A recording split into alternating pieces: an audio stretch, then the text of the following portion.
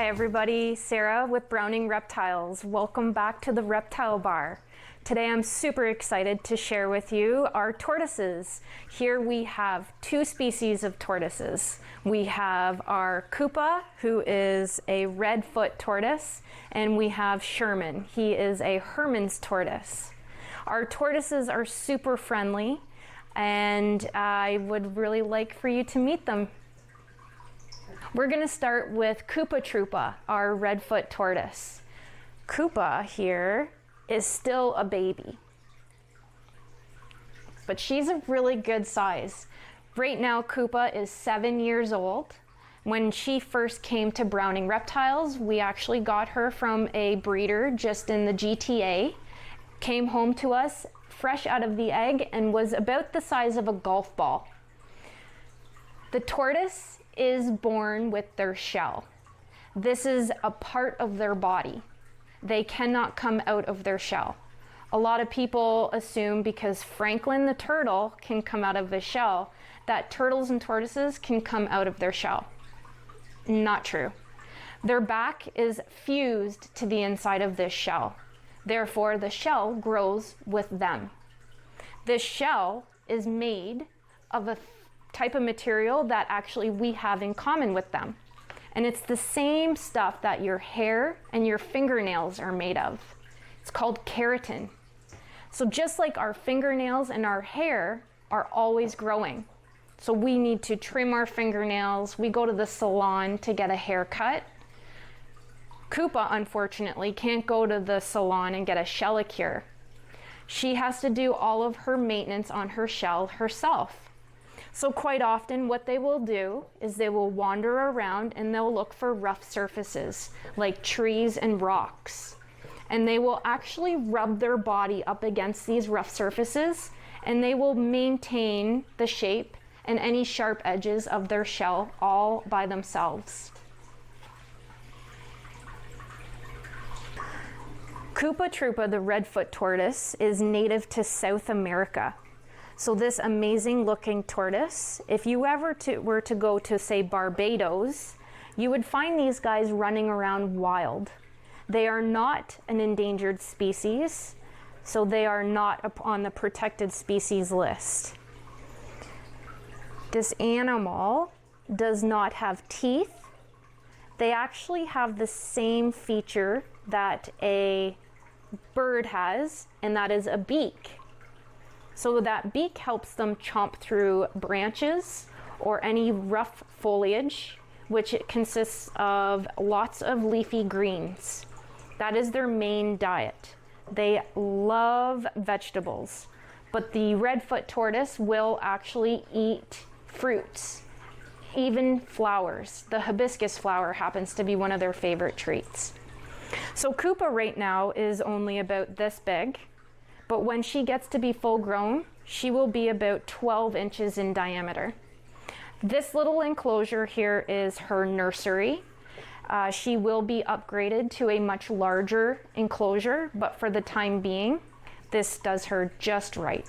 I'm going to introduce you to Sherman. He is the Hermann's tortoise. This Hermann's tortoise, he is native to Greece. And in fact, Sherman is 14 years old. He is full grown. So he is not going to get any bigger than this. So they are a smaller species of tortoise. You'll notice with this tortoise, he has really long toenails, and they help him dig holes.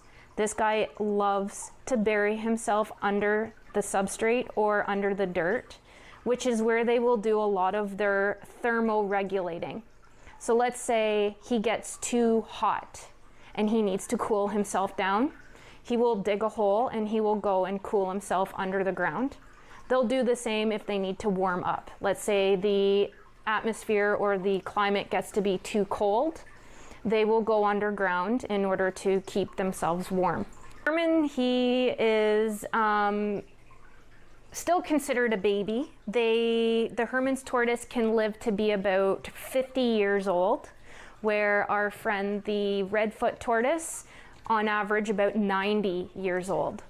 So tortoises specifically, if you do decide to become a tortoise keeper, be prepared for a long-term investment. These animals are typically needing to be left in your will, because you get one at, say, the age of 30, that animal is going to outlive you more than likely. So our friend the tortoise is different from our friends the turtles. So a lot of people will confuse turtles and tortoises. There is one specific main difference between the two, and it's where they live. Turtles often are found near water or live in water.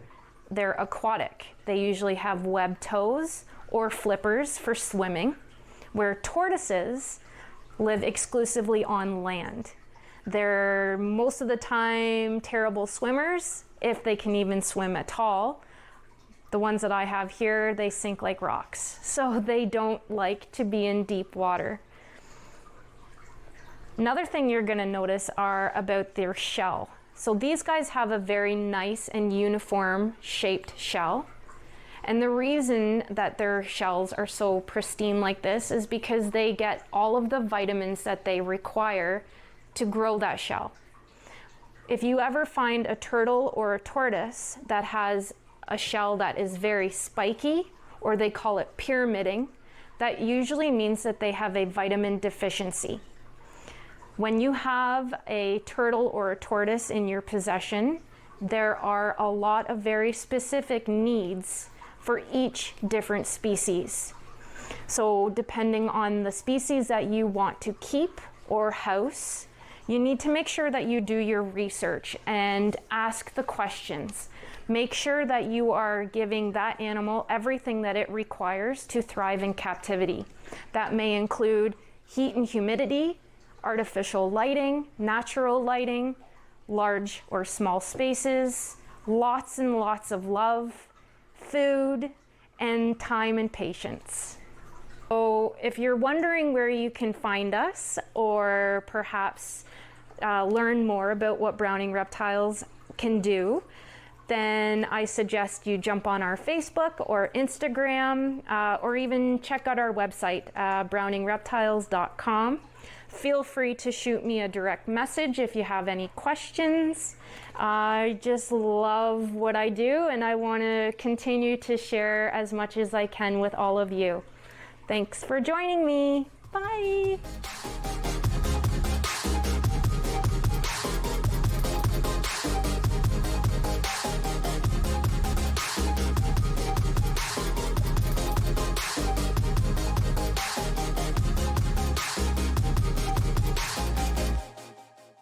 Hi, my name's Eileen Stanbury. I'm the facilitator of the Peterborough Kawartha Lakes Parkinson's Support Group, and we service the Peterborough Kawartha Lakes area, and we provide support to people living with Parkinson's and people that are also caregivers for people living with Parkinson's. And if you would like to know more information, you can access the Parkinson's Canada website at parkinsonscanada.ca, and they will direct you to us. Thank you. We've always loved dancing together, okay, and that's more limited than it once was. But we still do some of that, you know, as well, so that's good. That's good, yeah.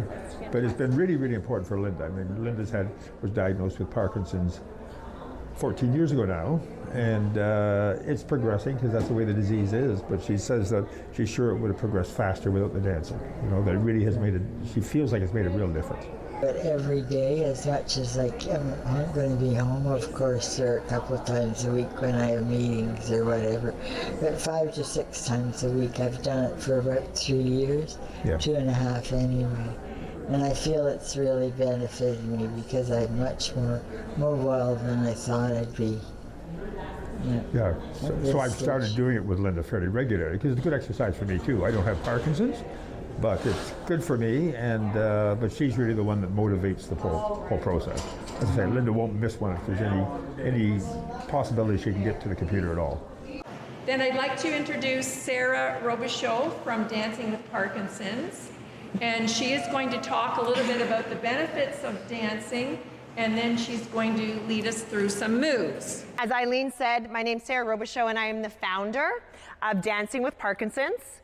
I founded the program in 2008 with the mission to bring people with Parkinson's disease and their care partners and family members out of isolation and into an inclusive artistic community where hopefully they would find some joy in their movement and really explore the potential and possibilities of moving to music. Our brains have the ability to change themselves.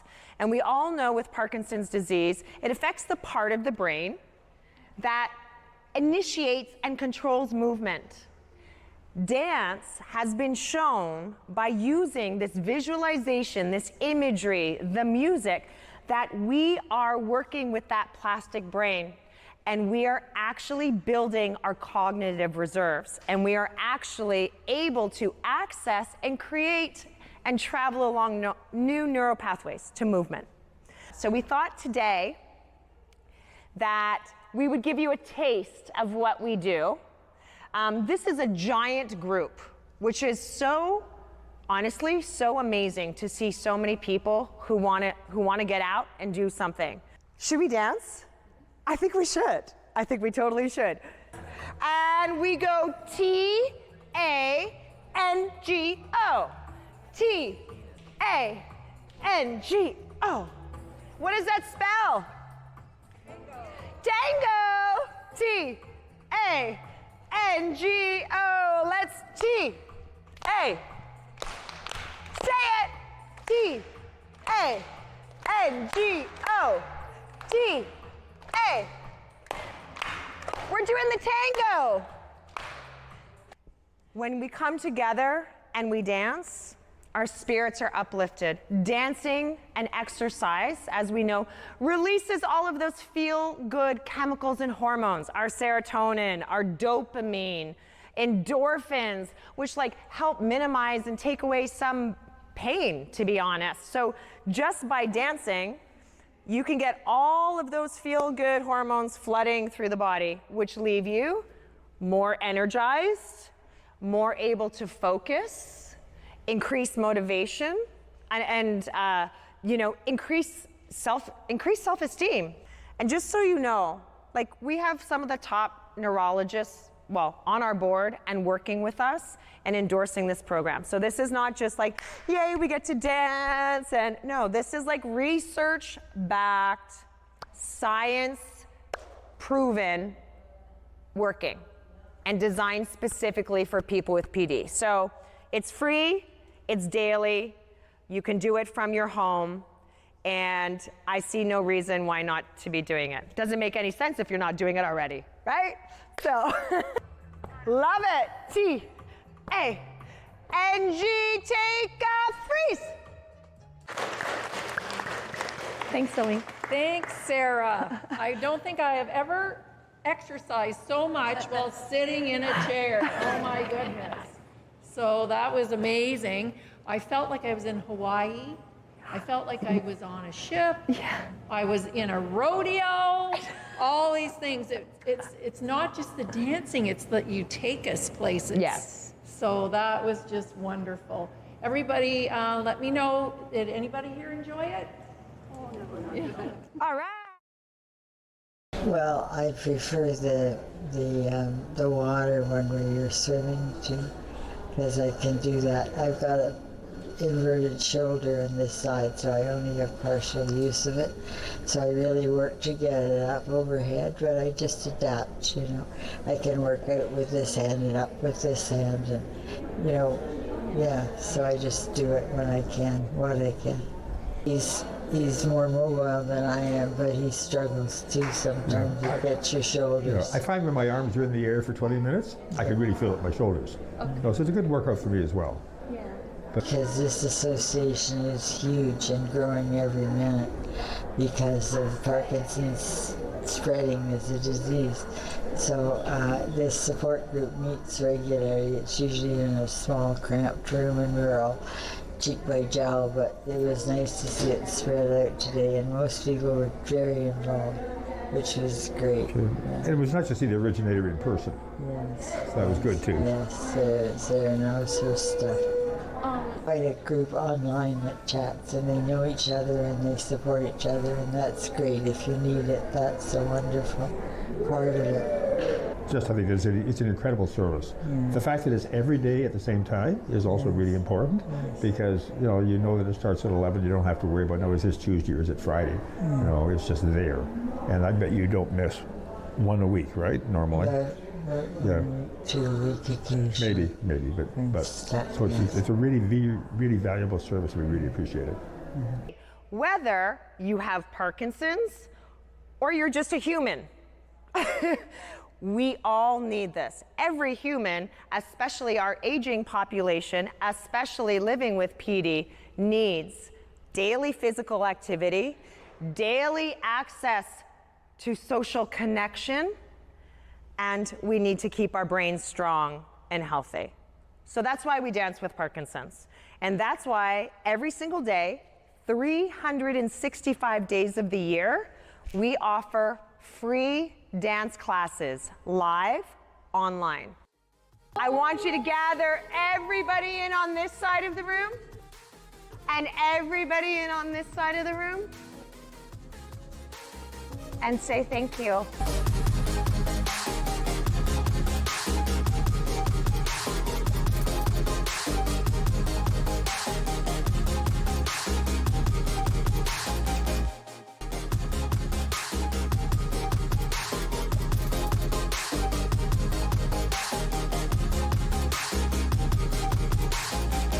My name is Angela Fernelli. I'm the Manager of Corporate Records and Archival Services, as well as Municipal Archivist for the City of Kawartha Lakes. You're about to see some highlights and clips from our presentation on caring for your home archives. Generally, the home archivist isn't going to have an environmentally temperature and humidity controlled vault with lighting. That's what we have at the municipal archives. It's beautiful. We keep it at a steady humidity, a steady temperature, and we have lighting that doesn't degrade the paper. Most people don't have that in their home. So the best place that you can ever store your records, especially while you're there, I have them piled in places we keep thinking, I'm going to get to those one day. You basically want to keep them wherever you can maintain the temperature as much as possible. You just don't want those high fluctuations between somewhere going really hot and then really cold. That's why we have the X's on the basement, the attic, the garage, or the barn. Those are bad places to store records for a variety of reasons. But when you have records stored in places where the temperature goes really high to really low to cold to damp to all those things, you're actually accelerating the breakdown of the records themselves. So the whole idea with archiving is you're trying to preserve these things for as long as you possibly can, because you want your children, your grandchildren, your great-grandchildren, or some of us, our grandnieces, to be able to have these records as a part of their history. It can be very, very intimidating, especially when, you know, my parents passed away 10 years ago and we had boxes and boxes and boxes of their records. Which over the years I've been trying to slowly go through and gain some kind of order and control over. It can be really daunting if you go into a room and all you see are boxes. Break it down into manageable pieces. The best way to do it is to just get stuck in. It can be sort of overwhelming, but if you open that first box and you just take the records out and you take a look at what you've got, and if you see if there's an order in them, if there's no order in them, sort of start thinking about, well, what kind of records are there? How would I work with them? Just always think about it. It's one of those, the journey of 1,000 miles starts with one step. It literally is that. You just have to start figuring out what you've got and just do it in little bits. It makes it a little less daunting. The biggest thing, if I can get one thing across to everybody tonight, I've already mentioned it, but I'll say it 5 times before we're done if I say it once. Don't do anything you can't undo. So that very much means no pen or permanent markers around your records. And you'll find if you ever go to an archive to do research, they will confiscate pens away from you, or at least I will. Maybe I'm just mean. but we don't, because it's so easy when you've got a pen, if somebody comes up and starts, you go, oh, and then you've just put a pen mark across something.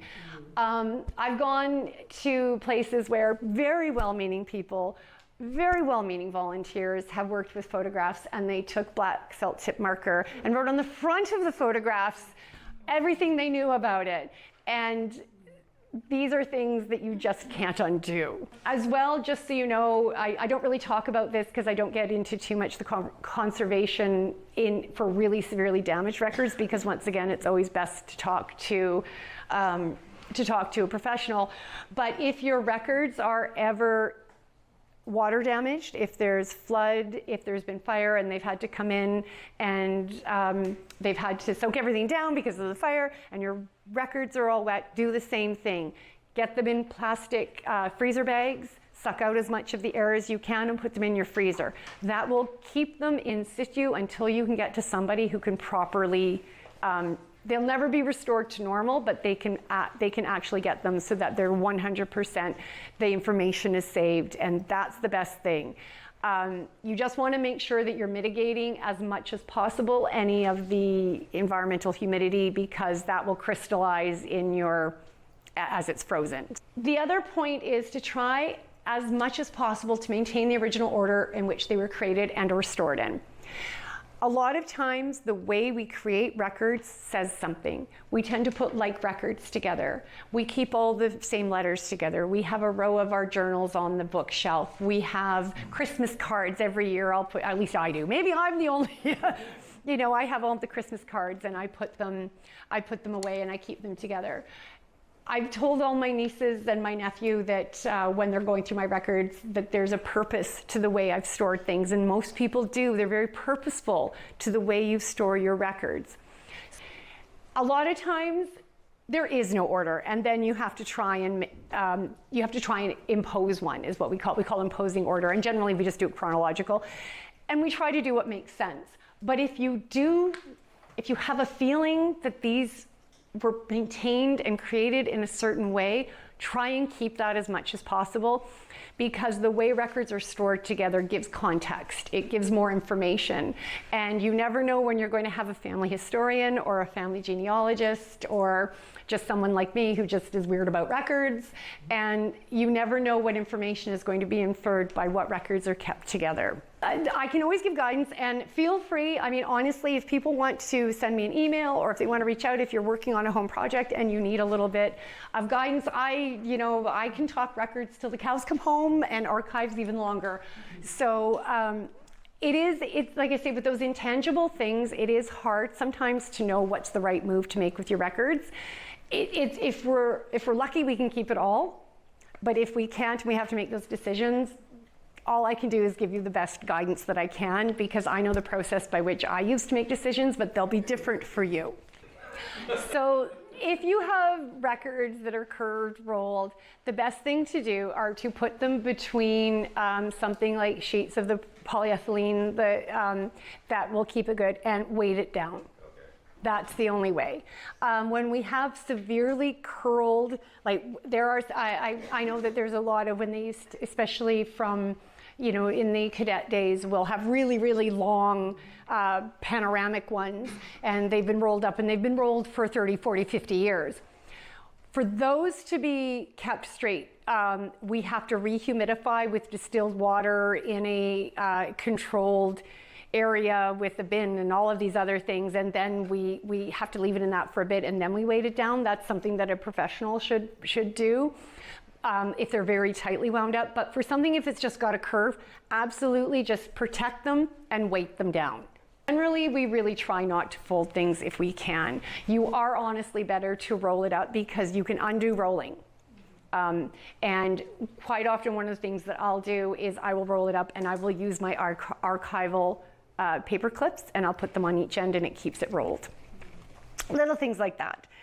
You really want to look at what has long-term value, what has historical value, what has significance to me that I want to pass on to other people. Those are only decisions that you can make. any archivist you go and talk to can help you to give you guidelines, can give you maybe some questions to think about, but only you can really ascertain. And that's why it's really hard. One of the things that we try to do as a profession is we try really hard to not put our own personal bias into records. It's almost impossible not to do because we do it so unconsciously. So that's something for you to remember is think about when you're trying to figure out when you've got those big piles and when you're going through and maybe removing things, that's always a good time to take a quick look and say, okay, what is this? What does it mean? What do I have out of it? So that concludes the workshop. These are a list of resources. I will, thank you. Oh, thank you, thank you. This workshop is part of a series that the city has been putting on in cultural heritage. We're very pleased to put them on. We try to put them on a regular basis. And for more information, please go to kawarthalakes.ca.